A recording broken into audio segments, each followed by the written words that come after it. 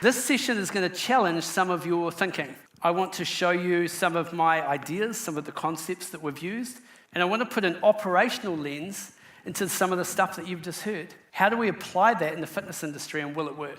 I love personal training and I love group fitness. In fact, to me, they are the same department. But when I travel overseas, I see these departments in conflict all the time. Group fitness instructors saying, come to my class, don't go to personal training. Personal trainers saying, only do personal training, never do group fitness. And then we, as an industry and as a business, we reward that behavior by incentivizing our sales team to push personal training at point of sale. We actually drive one part of our business really, really hard. And then we justify it as a retention program. It's not a retention program, it's an attrition program. Because what's the easiest way to break up with your personal trainer? It's to stop coming to the gym. This is our current reality for our 12 Les Mills clubs in New Zealand. So 50% of the visits are to group fitness, okay, average. Our reach for personal training is somewhere between 14 and 20%, and that is not at point of sale. That is actually people using a personal trainer every single week. And I have 330 personal trainers across 12 clubs. One of those clubs in particular has up on 80 personal trainers just at the one gym. So it's a very kind of, I guess, PT culture in that gym. But we've managed to get some congruency between those departments so they're no longer fighting. They're one department, they work together.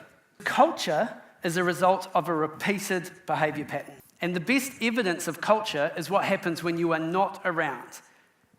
It's easy to have good culture when you're in the building, but when you leave, what do your staff do? What do your contractors do? Because that's actually what's happening. There was an interesting experiment done in the early 60s, and they put 5 monkeys in a cage. And these monkeys are in the cage, they're kind of excited, they see this food, big bunch of bananas up a ladder. So they run up the ladder, but just before they get to the bananas, they electrified the cage. And then the monkeys ran back down. They went, wow, that's weird. So they tried again, right? Go get the bananas. Ran back down. Eventually, they just gave up. So they took one of the monkeys out and they put a brand new monkey in the cage. He's excited, right? He's in the cage, sees bananas, runs up the ladder. What happens? All the other monkeys jump on him and pull him back down. That's weird. So he tries again, but they pull him back down. So he just gives up. One by one, keep taking the monkeys out, putting a monkey in. Same behavior. Up the ladder, jump on him, pull him back down. At the end of the experiment, there is none of the original monkeys left. So they put one more monkey in the cage. He's excited in the cage with his friends, sees bananas, runs up. What happens? They all jump on him and pull him back down. Why? I don't know. That's just what we do around here. It's culture. A repeated behavior is the culture, set up by a generation that have already left.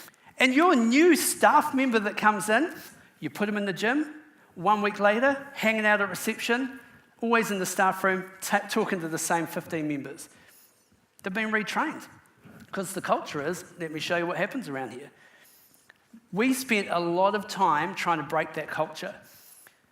We need to make sure that the culture is strong. But in order to do the culture part, you need people to understand where they fit within our business. People actually don't like exercise very much. They find it hard.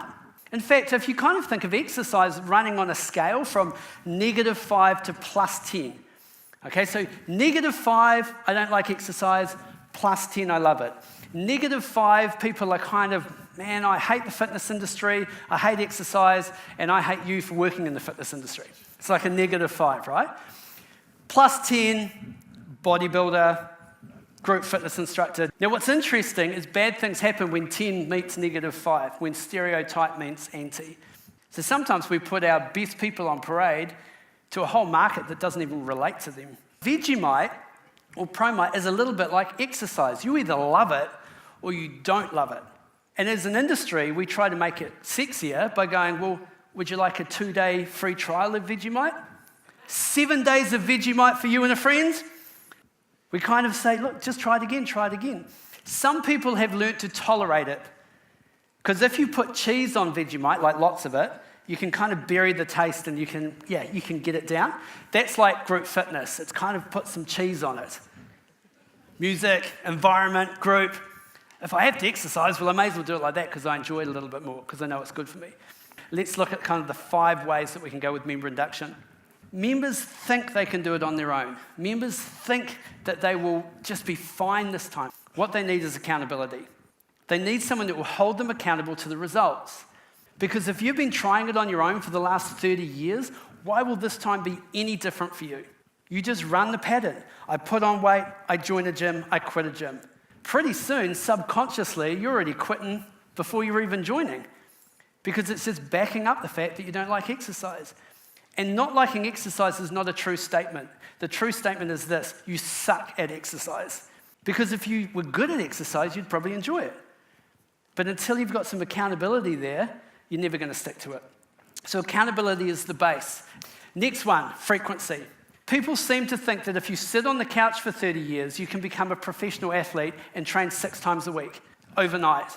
You can't, right? You have to build up your frequency over time, because otherwise what happens is you come and you work out too hard, and then you go, oh, that's it, I don't like exercise again. I honestly think you are better to do 3 or 4 tracks in a pump class for your first fitness experience and then go home than you are to do an entire pump class. Because we all know what it's like, right? First warm-up, feeling pretty good. Yeah, I'm into this. Woohoo! This is easy. You know, by the time you get to that 4th tracking, you're like, it's intimidating. Not only that, but then you kind of walk out of the class like this. You can't walk down the stairs. What does that tell you? I don't like exercise. It's not true. You just did too much too soon. You've got to build your frequency up. Once a week is better than no times per week. Twice a week is better than once, and 3 times a week, great. But sometimes we set people up with unrealistic expectations. When people first join a gym, what do they say to you? I'm going to come 5 times a week. That's what I'm going to do. Man, that's a lot. Now, I'm not saying that you can't build up to that, but man, once a week is fine. Let's just get you doing something you enjoy. Then we start working on quality. Coming a few times per week. Now let's look at the quality of your movement, quality of your choice around nutrition, quality of the options that you choose. A lot of education can take place at this point. So I feel accountable.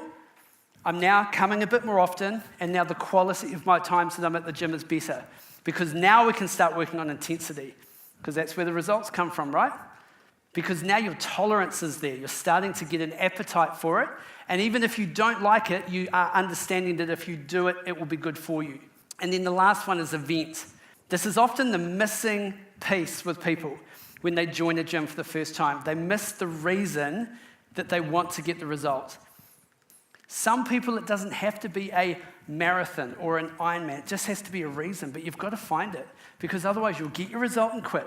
It's more get your result and continue. And what does that look like? People don't like change. Change is hard. Everyone deserves to start well. One of the fundamental changes we made at Les Mills is we said that everyone gets a program tailored whether they go with a personal trainer or not. Okay, so we have gym instructors on our floor that will give you a tailored, personalized program for free. If you go with a personal trainer, they will give you a personalized, tailored program, and you pay for it.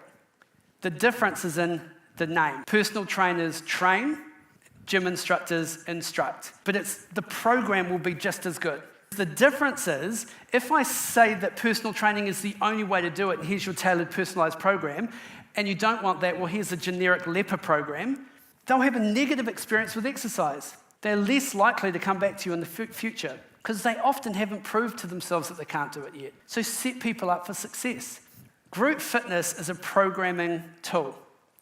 Philip has a great statement that says, no one leaves the gym because they have too many friends. The more connection points you can get, the better.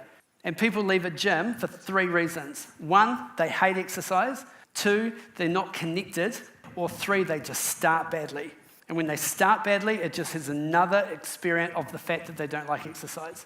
Stop justifying PT as a retention tool. When it is done well, it is excellent for retention.